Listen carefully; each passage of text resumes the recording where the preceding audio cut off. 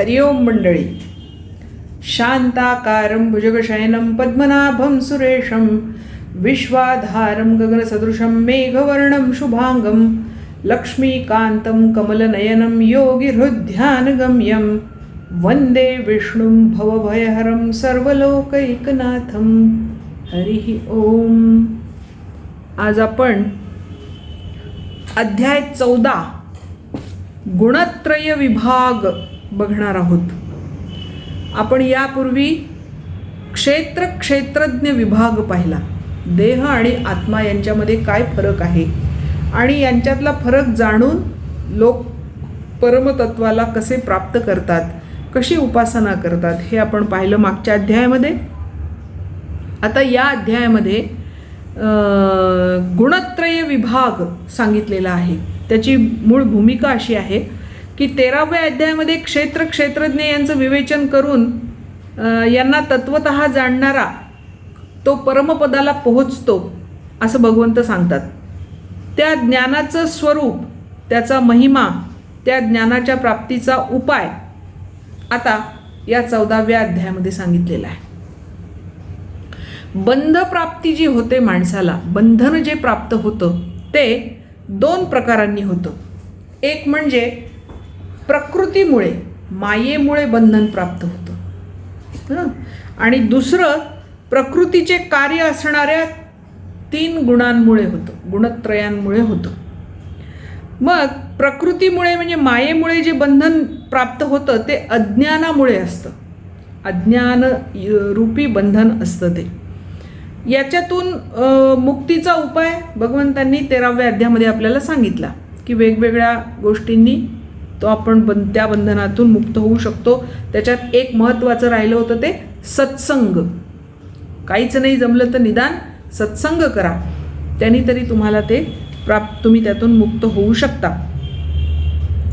आणि दुसरं जे आहे, प्रकृतीमुळे, प्रकृतीच्या त्रिगुणांमुळे बंधन निर्माण होतं, त्याच्यातून मुक्तीचा मार्ग या 14व्या अध्यायामध्ये सांगितलेला आहे.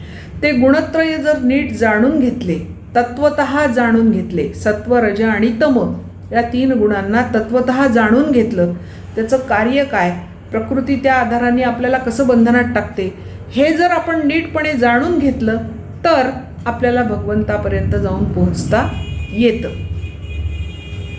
जसं क्षेत्र आणि क्षेत्रज्ञाला जाणून घेतलं की आपल्याला भगवंत प्राप्ती होते, तसं या प्रकृतीच्या गुणत्रयांमुळे येणाऱ्या बंधनातून मुक्तीचा उपाय काय हे आपल्याला इथे सांगितलेलं आहे. पहिल्या 2 अध्यायांमध्ये ज्ञानाचं महात्म्य सांगितलं आहे आणि मग पुढे गुणत्रय विभाग सुरू होतो. तर ज्ञानाचा महिमा काय आहे, ज्ञानाचं मोठेपण, महात्म्य काय आहे ते इथे सांगितलेलं आहे. बघा, परं भूयः प्रवक्ष्यामि ज्ञानानां ज्ञानमुत्तमं यज्ञात्वा मुनयः सर्वे परां सिद्धिमितो गतः. परं भूयः प्रवक्ष्यामि, मी पुन्हा सांगतो, भूयः प्रवक्ष्यामि, उत्तम प्रकारे सांगतो, ज्ञानानां ज्ञानमुत्तमं, ज्ञानांमध्ये उत्तम असणारं जे ज्ञान आहे ते मी पुन्हा पुन्हा सांगतो.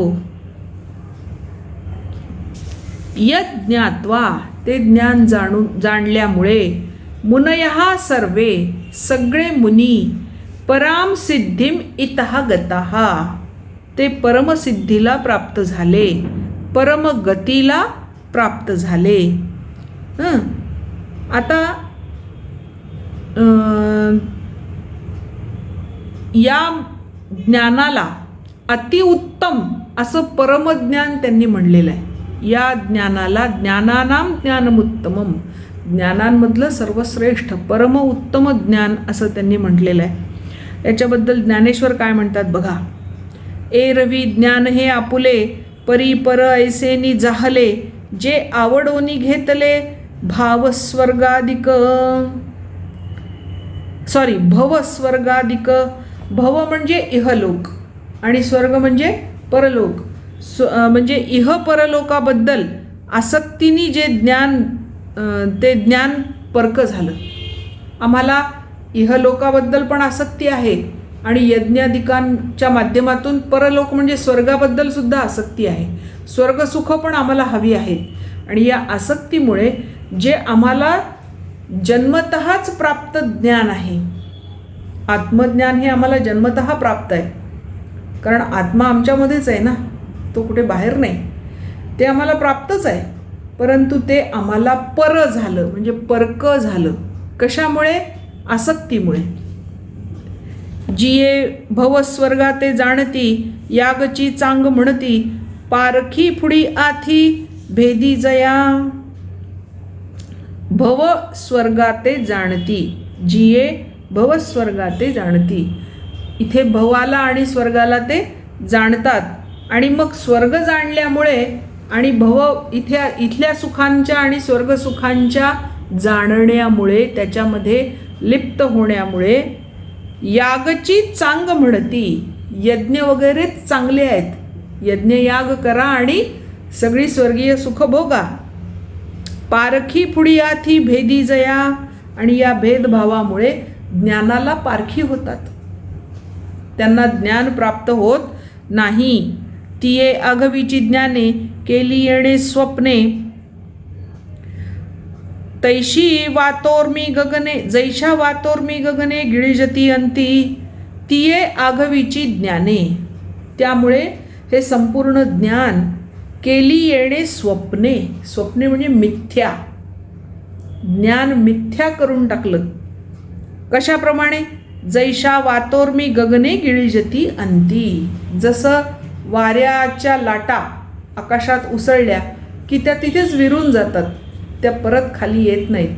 तद्वत हे माणसं स्वर्गसुखाच्या नादी लागले की तिकडे तिकडेच जात राहतात, ज्ञानाकडे परत येत नाहीत, कारण ज्ञान त्यांनी मिथ्या ठरवलंय. तैसे येणे पाहले या, म्हणजे ज्ञानाचा उदय झाल्यावर ज्ञान जात जाय लया, इतर ज्ञानांचा लय होतो. म्हणून या धनंजया उत्तम हे, म्हणून आत्मज्ञान हे सर्वोत्तम आहे. स्वरूप ज्ञान झालं की त्याच्यापुढे इतर ज्ञानही नष्ट होतात, लयाला जातात, म्हणून हे उत्तम आहे. अनादि जे मुक्तता आपुली असे पंडुसुता, तो मोक्षी हाता येता होय जाणे. त्याचं कारण आहे अनादि जे मुक्तता, मुक्तता ही अनादि आहे, म्हणजे माणूस मुक्तच आहे, जन्मतः मुक्त आहे. पण मायेचं आवरण पडलं की तो तिच्या अधीन जातो. अनादि म्हणजे स्वतः सिद्ध, माणसाला मुक्तता ही स्वतः सिद्ध आहे. आपुली असे पंडुसुता, तो मोक्षू हाता येता होय जाणे. ज्ञानामुळे तो मोक्ष हाती येतो, अज्ञानामुळे आपण बंधनात पडतो, कारण आम्हाला हा मोक्ष प्राप्त आहे हे माहीतच नाही. आम्ही स्वयंसिद्ध मुक्त आहोत, अहम ब्रह्मास्मी हे आहेच आहे, पण आम्हाला अनुभव नाही, अनुभूती नाही, त्याची अनुभूती नाही, त्याच्यामुळे अज्ञान आहे, अज्ञान आहे म्हणून बंधन आहे. म्हणून ते ज्ञान करून घेणं महत्त्वाचं. आता पुढे, इदं ज्ञानमुपाश्रित्य मम साधर्म्यमागताः सर्गेऽपि न उपजायन्ते प्रलयेन व्यथन्ति च. इदं ज्ञानम उपाश्रित्य, या ज्ञानाचा अनुभव घेतल्यामुळे, या ज्ञानाचा आश्रय केल्यामुळे, मम साधर्म्यम आगतः, माझ्या स्वरूपाला प्राप्त होतो, त्याला स्वरूप मुक्ती मिळते. सर्गेपी, सृष्टीच्या आरंभी सुद्धा, न उपजायन्ते, ते पुन्हा निर्माण होत नाहीत, पुन्हा जन्म घेत नाहीत.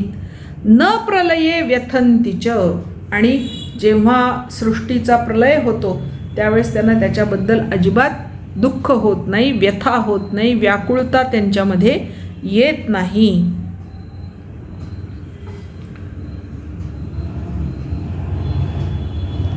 आता पुढचा श्लोक.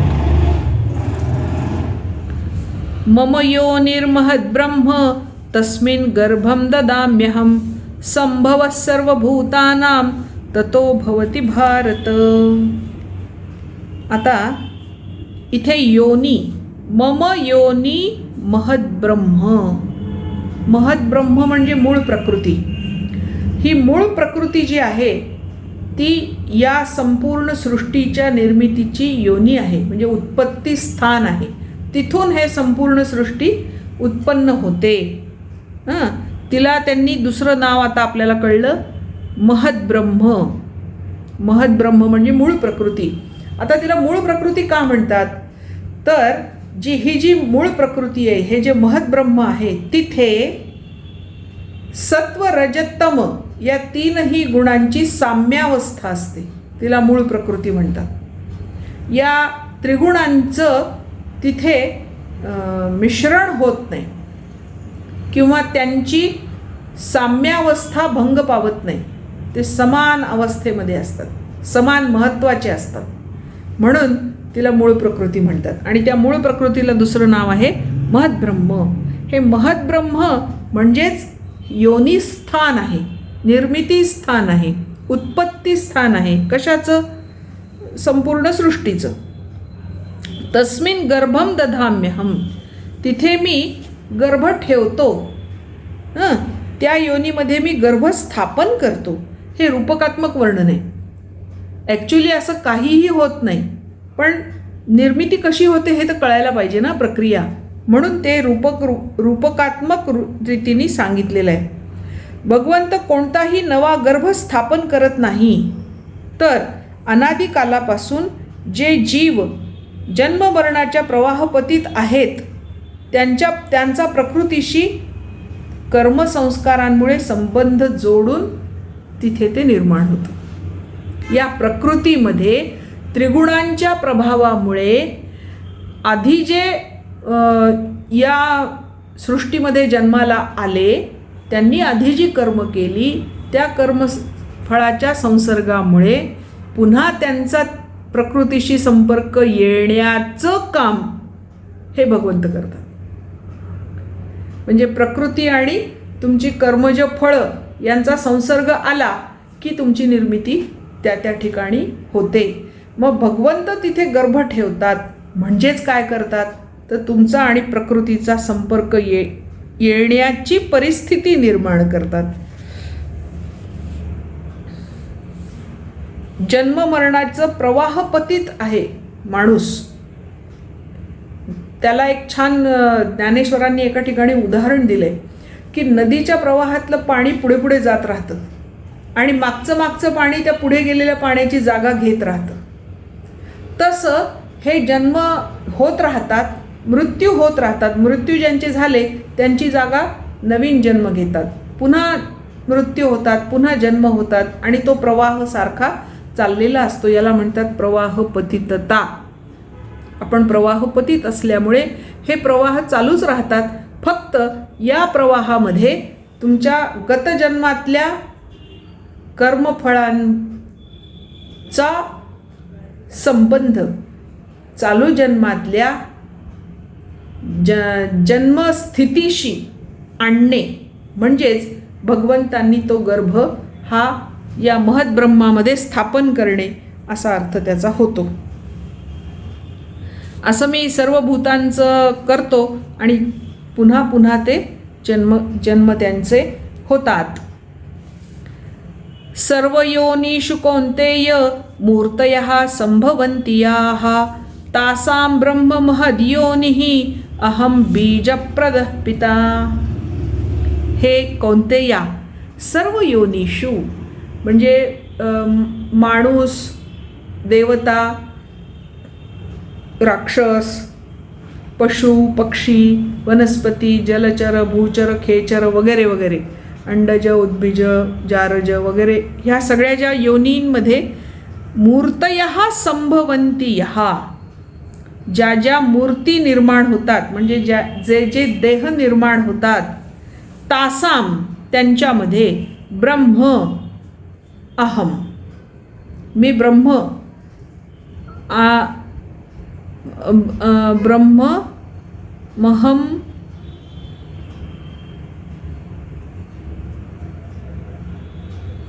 आद्य योनिः अहम म्हटलंय इथे? महद ब्रह्म, ब्रह्म महद योनिही, जे महद ब्रह्म आहे ती योनी आहे, आणि अहम बीजप्रदः पिता, आणि मी त्या ठिकाणी बीज देणारा पिता आहे.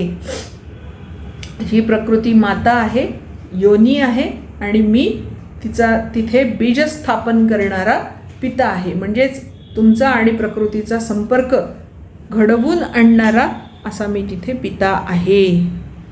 माझी मूळ प्रकृती जी महद ब्रह्मरूप आहे ती सर्व भूतांची योनी आहे, म्हणजेच गर्भधारणेचे स्थान आहे. आणि मी त्या योनीच्या ठिकाणी चेतन समुदाय रूपी गर्भाची स्थापना करतो. त्या जड चेतनाच्या संयोगाने सर्व भूतांची उत्पत्ती होते. नाना प्रकारच्या सर्व जातीत जितके शरीरधारी प्राणी उत्पन्न होतात त्या सर्वांचा गर्भधारण करणारी माता ही प्रकृती आहे, आणि बीजस्थापन करणारा मी म्हणजे परमात्मा तो पिता आहे. आता याच्याबद्दल ज्ञानेश्वर काय म्हणतात बघा. या कारणे मी पिता, महद ब्रह्म हे माता, अपत्य पंडुसुता जगडंबरू. म्हणून या सगळ्यांचा मी पिता आहे. महद ब्रह्म म्हणजे प्रकृती, महद ब्रह्म ते माता, अपत्य पंडुसिता सुता जगडंबरू. जगाचं हे जे काय म्हणतात ब्रह्मांड आहे, हे ब्रह्मांड म्हणजे त्या परमपिता परमात्मा आणि प्रकृती यांचं अपत्य आहे, मूल आहे. म्हणोनी वन्ही आणि ज्वाळ दोन्ही वन्हीची केवळ, तेवी मी गा सकळ संबंधू वावो. वन्ही आणि ज्वाळ, अग्नी आणि त्याची ज्वाळा हे एकच आहे. दोन्ही वन्हीची केवळ, ते दोन्ही म्हणजे अग्नीच आहे. तेवी मी गा सकळ, त्याप्रमाणेच मी हे सगळे जीवमात्र आहे. हे सगळे जीवमात्र म्हणजेच मी आहे. संबंधू वावो, पण हा संबंध लोक कसा लावतात? जीव वेगळा आणि आत्मा वेगळा असा संबंध लावतात, हेच अज्ञान आहे. आता मी या मज दाविला शरीरी वेगळाला, गुणी मीची बांधला ऐसा आवडे. मीच स्वतःला भिन्न रूपांमध्ये निरनिराळ्या देहांमध्ये भासवतो. मीच माझी शक्ती असणारे त्रिगुण, त्या त्रिगुणांचं बंधन होतो. माझ्या शक्तीचंच बंधन मीच होतो. गुण ते किती किम धर्म, एकूण गुण किती आहेत, त्या गुणांचे धर्म काय? काही या रूपनाम, त्यांचं रूप काय, त्यांचं नाव काय? के झाले हे वर्म, ते कसे निर्माण झाले याचं वर्म अवधारी पहा. आता मी पुढच्या श्लोकामध्ये सांगणार आहे असं भगवंत इथे सांगतात. आणि इथे आपण पुढच्या श्लोकाकडे वळूया. आत्ता आपण 4 श्लोक पाहिले, आता 5, 6 आणि 7 हे 3 श्लोक आपण बघणार आहोत.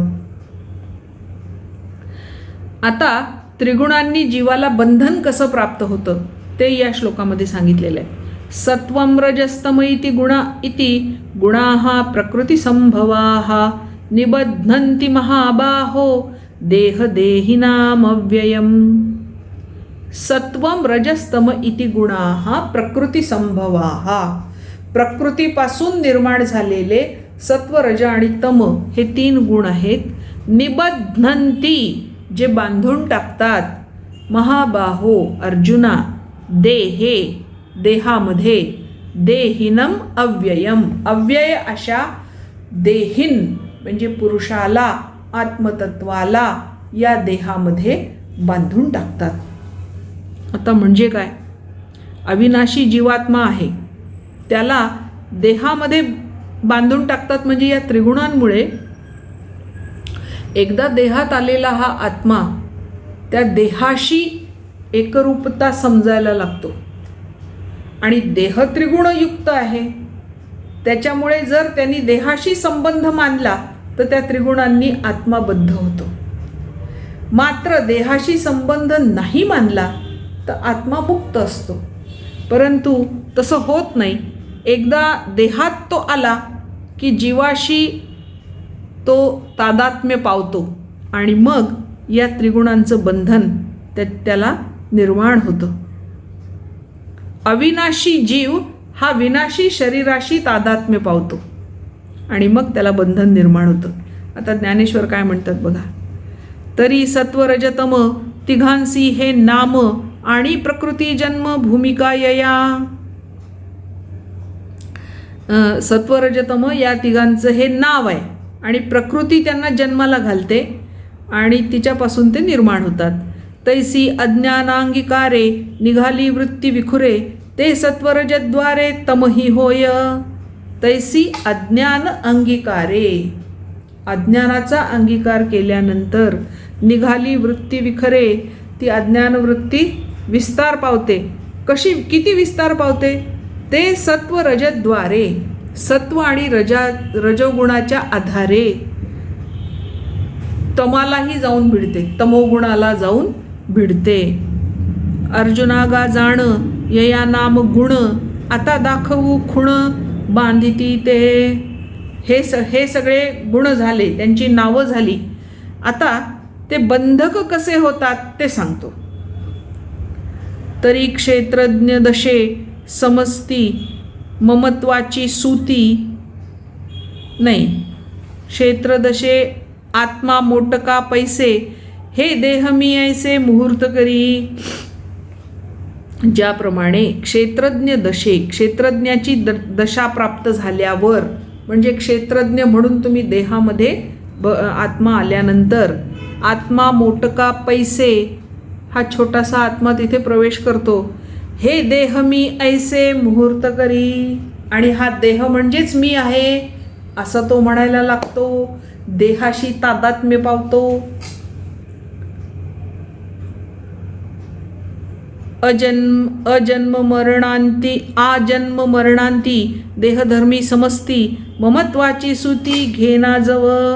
ज्याप्रमाणे आत्माच देहधर्माच्या अभिमानाला कवटाळतो आणि ममत्वामुळे बंधनाला प्राप्त होतो. आता पुढे 6वा श्लोक. तत्र सत्वं निर्मलत्वात् प्रकाशकम अनामयम सुखसंगेन बध्नाती ज्ञानसंगेन चानघ. च अनघ, अनघ म्हणजे निष्पाप, निष्पाप अशा अर्जुना. तत्र सत्वं निर्मलत्वात्, सत्वगुण हा निर्मळ आहे, त्याच्या त्या निर्मळपणामुळे प्रकाशकम, तो प्रकाशक आहे, ज्ञानाचा प्रकाश पसरवतो. अनामयम, विकाररहित आहे. सत्वगुण हा विकाररहित आहे, प्रकाशक आहे, निर्मळ आहे. त्यामुळे सुखसंगेन बध्नाती, ज्याच्याकडे सत्वगुण आलेला आहे तो माणूस मी मोठा सात्विक आहे, मी असा आहे, मी यव आहे, मी त्याव आहे, अशा सुखानी बांधला जातो. ज्ञानसंगेन चानघ, आणि ज्ञानाच्या अभिमानाने सुद्धा तो जीवात्मा बद्ध होतो, त्या देहामध्ये बांधला जातो.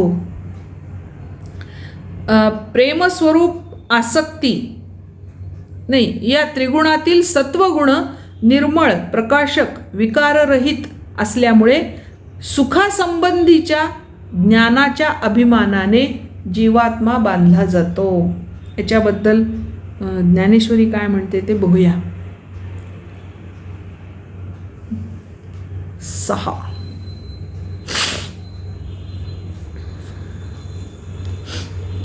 तेव्हा विद्यमाने तोखे लाभ मात्रे हरिखे मी संतुष्ट हेही देखे श्लाघो लागे. विद्यमाने तोखे, तोखे तोष, आनंद, त्याला आनंद होतो. लाभ मात्रे हरिके, सुखलाभ झाल्यामुळे त्याला हर्ष होतो. मी संतुष्ट हेही देखे, मी संतुष्ट आहे, ही भावना जागी होते. आणि श्लाघो लाघे, त्याची तो घमेंड मिरवायला लागतो, त्याला घमेंड निर्माण होते. तैसागा देहातीता जाले या देहवंता हो लागे पंडुसुता बाह्य ज्ञाने. बाह्य ज्ञानामुळे तो देहातीत असलेला जेव्हा देहवंत होतो तेव्हा बाह्य ज्ञानामुळे भ्रमिष्ट होऊन जातो, भ्रम निर्माण होतो त्याच्यामध्ये. आणि म्हणे आज्यान मी वाचुनी नाही सज्ञान चातुर्य चंद्रा गगन चित्त माझे आणि म्हणे आजी आन. आणि तो असं म्हणतो की आज अन्य दुसरा कोणीही मी वाचून नाही सज्ञान, माझ्याशिवाय दुसरा कोणीही ज्ञानी नाही, मी एकटा ज्ञानी आहे. चातुर्य चंद्रा गगन चित्त माझे, जसा गगनात चंद्र तसा चातुर्य ज्यांच्याकडे आहे अशा लोकात मी श्रेष्ठ, अशी त्याची स्थिती होते. ऐसे सत्व सुख ज्ञानी जीवासी लावणी कानी, बैलाची करीवानी पांगुळाची या. पांगुळ म्हणजे नंदी बैल मिरवणारे लोक असतात ना, त्याला पांगुळा म्हणतात. तर त्या नंदी बैला म्हणजे त्या पांगुळ्याजवळचा जो नंदी बैल असतो ना, तशी यांची अवस्था होते. त्यांनी गुबू गुबू वाजवलं की तो मान डोलावतो. तशी ह्या जीवात्म्याची स्थिती होते. केव्हा? ऐसे सत्व सुखज्ञानी, सत्वगुणामुळे सुख आणि ज्ञानाचा अभिमान त्यांच्या अंगी आल्यामुळे जीवास लावणी कानी, त्या जीवात्म्याला काढणी लागते, म्हणजे दोरी बांधली जाते. कशाप्रमाणे? पांगुळ्याजवळ असणाऱ्या नंदी बैलाप्रमाणे, आणि तो तसाच वागायला लागतो. हे झालं सत्वगुणाचं. सत्वगुणामुळे जे बंधन निर्माण होतं त्याचं वर्णन. आता रजोगुणाने जे बंधन निर्माण होतं त्याचं पुढच्या श्लोकामध्ये वाचू.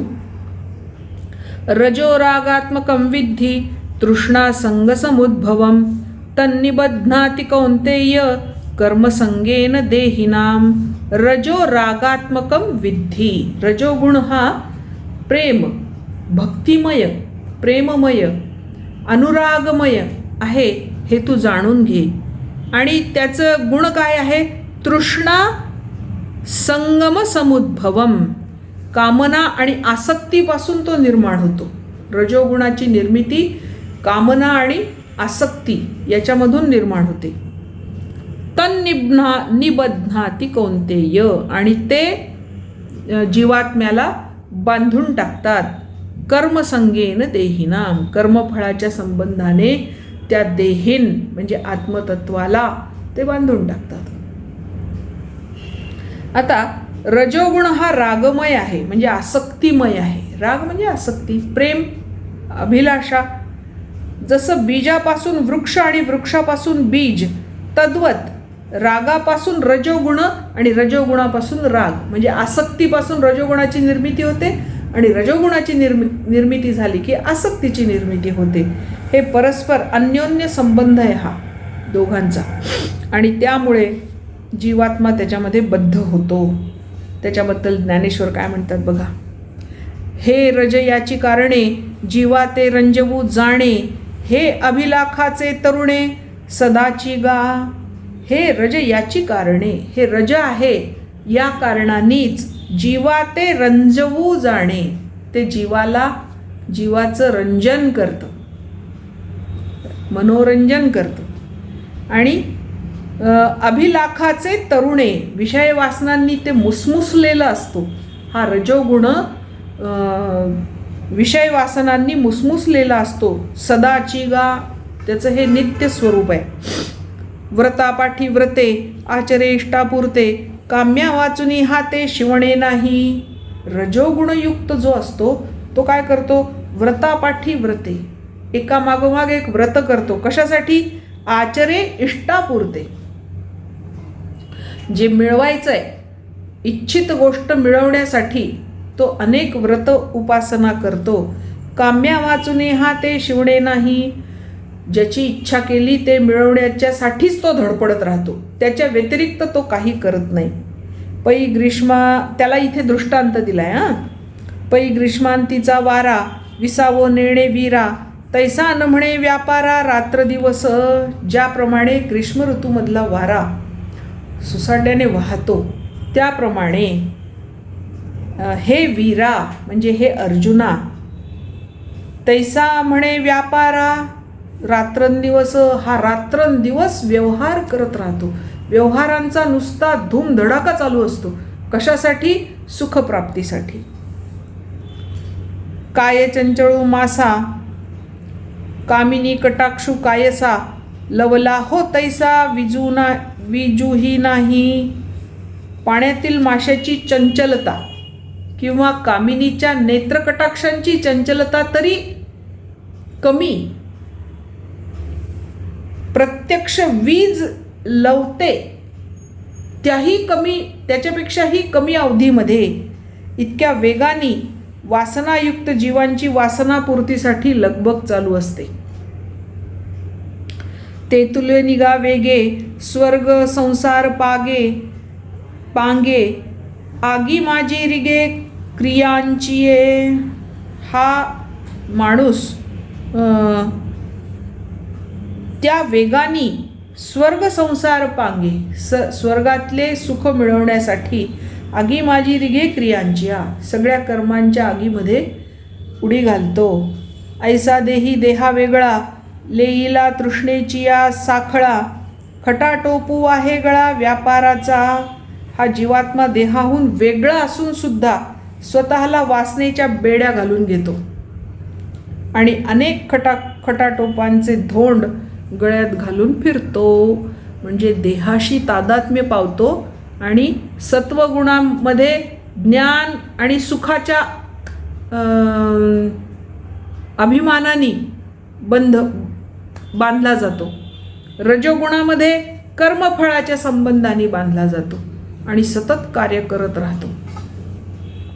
ह्या श्लोकावर आपण आज थांबणार आहोत. आज आपण श्लोक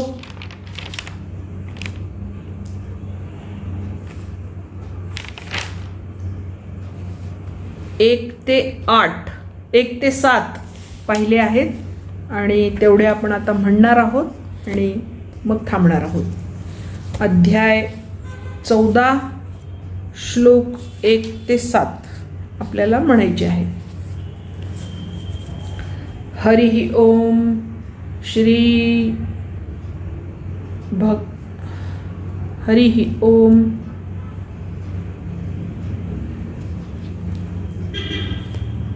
अथ चतुर्दशोऽध्यायः. श्रीभगवानुवाच परं भूयः प्रवक्ष्यामि ज्ञानानां ज्ञानमुत्तमं. परं भूयः प्रवक्ष्यामि ज्ञानानां ज्ञानमुत्तमं. यज्ञात्वा मुनयः सर्वे परां सिद्धिमितो गताः. इदं ज्ञानमुपाश्रित्य मम साधर्म्यमागताः. सर्गेऽपि नोपजायन्ते प्रलये न व्यथन्ति च. मम योनिर्महद्ब्रह्म तस्मिन् गर्भं दधाम्यहं. सम्भवः सर्वभूतानां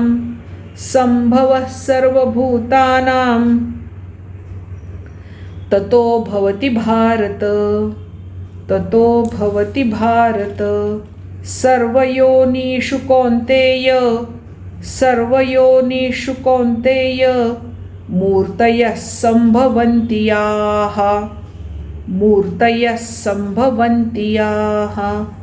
तासां ब्रह्म महद्योनिः अहं बीजप्रदः पिता. सत्वं रजस्तम इति गुणाः प्रकृतिसम्भवाः.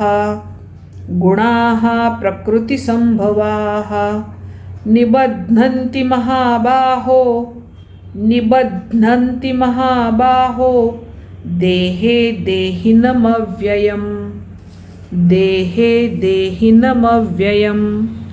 तत्र सत्वं निर्मलत्वात्